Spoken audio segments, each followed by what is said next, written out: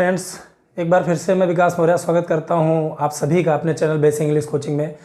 Guys, बहुत कुछ मैंने पढ़ाया, लेकिन टेंस आपने अगर कहा जाए कि टेंस आपने पढ़ा है तो आप सभी कहेंगे कि हाँ भाई मैंने टेंस पढ़ा है, टेंस जानता हूँ, present tense, past tense, future tense.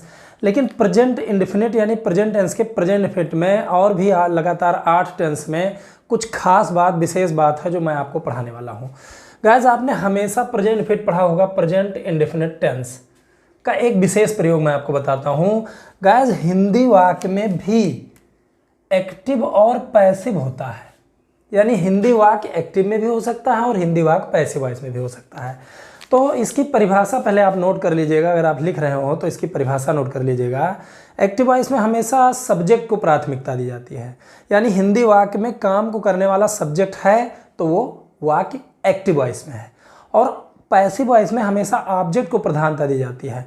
अब अगर काम को करने वाला कोई है नहीं, काम को करने वाला कोई ऐसा जिसका वहाँ पर विवरण ना हो, यानी कोई हो ही ना काम को करने वाला, तो वो पैसिव वॉइस में होता है।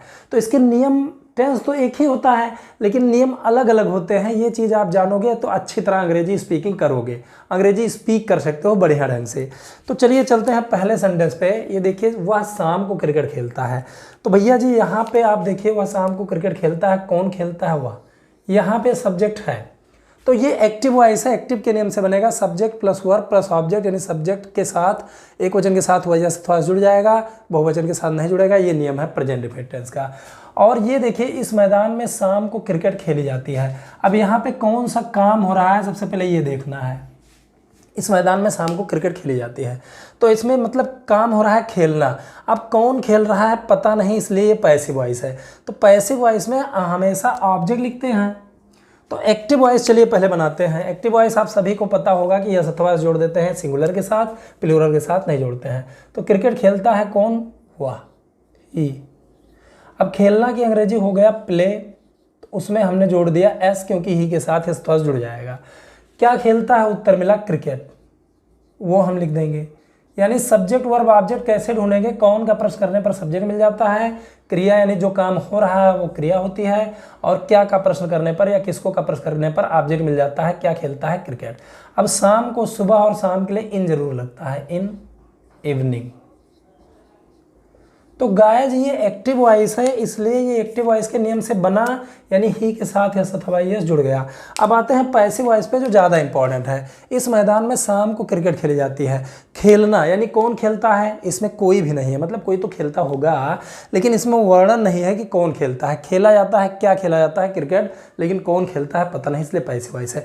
इसलिए इसमें सबसे पहले ऑब्जेक्ट लिखते हैं। प्रेजेंट इंडेफिनिट ये भी है, लेकिन ऑब्जेक्ट लिखने के बाद इसमें इज एम आर में से कोई एक लगाते हैं, फिर वर्ब की थर्ड फॉर्म लिखते हैं। तो ही सीट जितने भी एक वचन है उसके साथ इज लगता है, आई के साथ एम लगता है, यू विद जितने भी बहुवचन है उसके साथ आर लगता है। तो इस मैदान में शाम को क्रिकेट खेले जाते हैं, कौन खेलता है पता नहीं, तो क्या का प्रश्न करके हम ऑब्जेक्ट ढूंढ लेंगे। क्या खेली जाती है? उत्तर मिला क्रिकेट। तो पहले हम यहाँ क्रिकेट लिखेंगे, क्योंकि पैसिव वॉइस में हमेशा ऑब्जेक्ट को प्रधानता दी जाती है। क्रिकेट, क्रिकेट के साथ सहायक क्रिया इज लग जाएगा। अब इसमें खेली जाती है, यानी खेलना हमेशा पैसिव वॉइस का प्रयोग, पैसिव वॉइस के प्रयोग में हमेशा वर्ब की थर्ड फॉर्म लिखी जाती है। तो क्रिकेट खेली जाती है, बना cricket is played. Present indefinite में देखिए इज एम आर लग गया, क्योंकि ये पैसिव वॉइस है, कौन खेल रहा है पता नहीं, इसलिए पैसिव वॉइस है।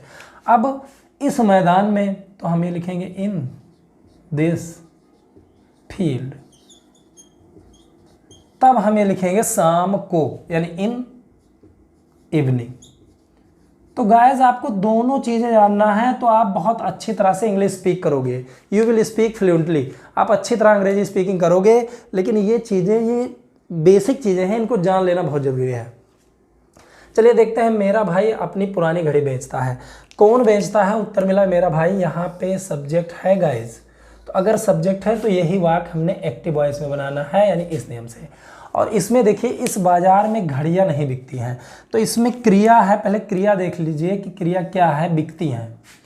तो बेचने वाला काम हो रहा है यहाँ पे, तो कौन बेच रहा है? इस बाजार में घड़ियां नहीं बिकती हैं, बेचने वाला काम हो रहा है, तो कौन बेच रहा है पता नहीं, इसलिए पैसिव वॉइस है। तो ये पैसिव वॉइस है। अब हम दोनों को कैसे बनाएंगे? इसमें तो इज एम आर नहीं लगेगा। मेरा भाई अपनी पुरानी घड़ी बेचता है, कौन बेचता है? मेरा भाई, यानी माई ब्रदर, माई ब्रदर। अब बेचना की अंग्रेजी सेल होता है, तो सिंगुलर नंबर के साथ हमने क्रिया में यस जोड़ देना होता है। क्या बेचता है? अपनी पुरानी घड़ी, तो अपनी की अंग्रेजी हिज हो जाएगा, पुरानी यानी ओल्ड हो जाएगा, और घड़ी यानी वॉच हो जाएगा। तो my brother sales his old watch. लेकिन यहाँ पर देखिए इस बाजार में घड़ियाँ नहीं बिकती हैं, कौन बेचता है पता नहीं, तो पैसिव वॉइस है। तो पैसिव वॉइस में बिकती है क्या का प्रश्न करके आप जो ढूंढ लेंगे क्या बिकती है, उत्तर मिला घड़ियाँ। तो पहले ये लिखेंगे द वॉचेज, द वॉचेज, या क्लॉक्स लिख देंगे द वॉचेज। अब ये चूंकि पैसिव वॉइस है तो इसके साथ इजमार लगेगा, तो आर लग जाएगा, क्योंकि प्लूरल के साथ आर लगता है, ये पैसिव वॉइस है। अब नहीं भी आ गया है तो ही सहायक क्रिया के बाद नॉट लगा दीजिएगा। तो द वॉचेज आर नॉट बिकती हैं, यानी सेल का थर्ड फॉर्म सोल्ड हो जाएगा। ठीक है, तो the watches are not sold, अब लिखेंगे इस बाजार में, यानी in this market, in this market. तो गाइज ये इस तरह से आप एक्टिव और पैसिव वॉइस को बना सकते हैं। जब दोनों तरह के ट्रांसलेशन आप बनाएंगे तब जानिए कि वो आप एकदम कंप्लीट हो टेंस में। मैं सत्यता की सराहना करता हूँ, कौन सराहना करता है? मैं सब्जेक्ट है, तो ये एक्टिव वॉइस है। मेरे द्वारा सत्यता की सराहना की जाती है, कौन सराहना करता है? मैं। लेकिन यहाँ पे मैं नहीं लिखा हुआ है गाइस, यहाँ पे लिखा है मेरे द्वारा। तो अगर द्वारा शब्द आ गया है तो वो पैसिव वॉइस में माना जाएगा। ठीक है, तो ये एक्टिव वॉइस है। जब हम इसको एक्टिव वॉइस को बनाएंगे तो मैं सत्यता की सराहना करता हूँ, एक वचन के साथ तो यह थोड़ा जुड़ जाता था, बहुवचन के साथ आई यू वी दे जितने भी वचन है उसके साथ नहीं जुड़ेगा। तो आई, अब पहले क्रिया लिखेंगे सराहना करता हूँ, एडमायर मतलब सराहना करना, और उसमें यस नहीं जुड़ेगा। किसकी सराहना करता हूँ? सत्यता की, तो ये लिख देंगे द ट्रुथ। ट्रुथ मतलब होता है सत्यता। तो गाइस ये ध्यान रखिए कि आपको आई यू वी दे जितने भी वचन है यस नहीं जोड़ना है। लेकिन ये एक्टिव वॉइस का नियम है। पैसिव वॉइस बनाने के लिए मेरे द्वारा सत्यता की सराहना की जाती है, तो मतलब ये पैसिव वॉइस है, क्योंकि मेरे द्वारा ये हमेशा पीछे जाएगा और द्वारा से जुड़ा हुआ जो शब्द होता है वो सब्जेक्ट नहीं हो सकता है। तो सराहना की जाती है किसकी? उत्तर मिला सत्यता की।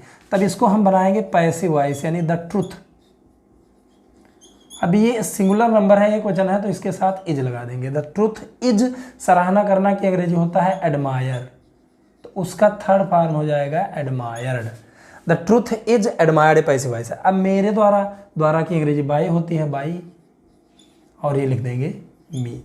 तो बाई ज़्यादा आता नहीं है हिंदी में, वो ऐसे ही आ जाता है। जैसे कहा जाता है क्रिकेट खेली जाती है, cricket is played, cricket stadium में खेली जाती है, cricket is played in stadium. तो पैसिव वॉइस भी आएगा तो आप अंग्रेजी कैसे बोलोगे? लोग इस आदमी को अपमानित करते हैं, कौन अपमानित करते हैं? उत्तर मिला लोग। तो यहाँ पे सब्जेक्ट है, तो ये एक्टिव वॉइस है भैया जी। तो इसको हम लिखेंगे लोग, यानी द पीपल, द पीपल।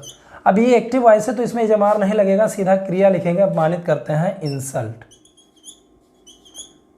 किसको अपमानित करते हैं? इस आदमी को। ये लिख दिया जाएगा, क्रिया और ऑब्जेक्ट के बीच में को की अंग्रेजी नहीं लिखा जाती है, तो ये लिखेंगे this man. The people insult this man, लोग इस आदमी को अपमानित करते हैं, बन गया। एक्टिव वॉइस में था। लेकिन यहाँ पे देखिए विद्यालय में उसे अपमानित किया जाता है, तो अपमानित कौन करता है? देखिए इसमें क्रिया एक ही रहेगी, ये ध्यान रखना, कहीं ये ना समझ लेना कि इसमें जाता है भी है, किया भी है, अपमानित भी है। दरअसल में इसमें एक ही काम हो रहा है, अपमानित करना। तो इसमें विद्यालय में उसे अपमानित किया जाता है, कौन अपमानित करता है पता नहीं, इसलिए पैसिव वॉइस। पता ना हो तो पैसिव वॉइस है। काम को करने वाला ना हो, वहाँ पे विवरण उसका लिखा ना हो, आखिर कोई तो अपमानित करता होगा लेकिन लिखा नहीं है, इसलिए पैसिव वॉइस में है। तो किसको का प्रश्न करके आप जब ढूंढ लेंगे सजीव मिलेगा। किसको अपमानित किया जाता है? उसे की अंग्रेजी ही लिखेंगे, इसके साथ इज लगा देंगे क्योंकि ये पैसिव वॉइस है। अपमानित करना की अंग्रेजी इंसल्ट होता है, उसका थर्ड फॉर्म हो जाएगा इंसल्टेड। ही इज इंसल्टेड, तब हम लिखेंगे विद्यालय में, यानी इन द स्कूल। ये दोनों चीज़ें जरूरी है भैया जी, याद रखिएगा। अब अगर ऐसे एक्टिव और पैसिव में ऑलवेज शब्द लिखना हो, सदैव, हमेशा या सदा की अंग्रेजी जो होती है, तो उसे हम एक्टिव वॉइस में सब्जेक्ट के बाद लिखेंगे और पैसिव वॉइस में हम उसे सहायक क्रिया के बाद लिखेंगे। जैसे देखिए, यह आदमी हमेशा गरीबों की मदद करता है। कौन मदद करता है? उत्तर मिला यह आदमी, यानी दिस मैन। अब मदद करता है, लेकिन हमेशा जो शब्द है वो सब्जेक्ट के बाद ही लिखा जाएगा, ये ध्यान रखिएगा। This man always. अब मदद करता है, पहले क्रिया लिखेंगे हेल्प और उसमें यस जुड़ जाएगा क्योंकि यही नियम है, एक वचन के साथ वर्ब में था जुड़ जाती है। किसकी मदद करता है? गरीबों की। गरीबों की अंग्रेजी द पुअर होता है, उसमें प्लूरल नंबर हो गया। वो एडजेक्टिव में जब दा लगाते हैं तो उसका यस अथवा एस नहीं जोड़ते हैं, उसमें द पुअर मतलब गरीबों हो गया। तो ये ऑलवेज आपको कहाँ लगाना है? सब्जेक्ट के बाद लगाना है, लेकिन पैसिव वॉइस में इजमार के बाद लगाना है। मेरे गांव में मेहमानों की हमेशा स्वागत की जाती है, कौन स्वागत करता है पता नहीं, इसलिए पैसिव वॉइस है। किसका स्वागत किया जाता है का प्रश्न करने पर उत्तर मिला मेहमानों का, तो ये लिखेंगे द गेस्ट्स। अब इसके साथ सहायक क्रिया आर लिखेंगे तो हमेशा की अंग्रेजी ऑलवेज यहीं पे लिख देंगे। द गेस्ट्स आर ऑलवेज, स्वागत करना की अंग्रेजी होता है वेलकम, उसका थर्ड फॉर्म हो जाएगा welcomed. The guests are always welcomed. अब मेरे गांव में लिखा जाएगा इन my village, in my village. तो भैया फटाफट अंग्रेजी बोलने के लिए आपको एक्टिव पैसिव दोनों तरह के टेंसेस को पढ़ने की ज़रूरत है। मैंने अफर्मेटिव आपको इसमें बताया, एक्टिव पैसिव अगर आपने इसमें मेहनत किया तो आप एक्टिव पैसिव जान जाओगे और हर टेंस में आसानी हो जाएगी। तो इस वीडियो में बस इतना ही। उम्मीद करता हूँ एक्टिव और पैसिव आपको हिंदी में समझ में आया है। इंग्लिश में भी होता है, वो भी मैं बताऊँगा, लेकिन सर्वप्रथम जरूरी है कि हिंदी टू हिंदी जान लिया जाए ताकि इंग्लिश बोलना आप सीख जाओ। तो इस वीडियो में बस इतना ही। आगे वीडियो में मिलते हैं नेगेटिव सेंटेंस के साथ, तब तक के लिए गुड बाय।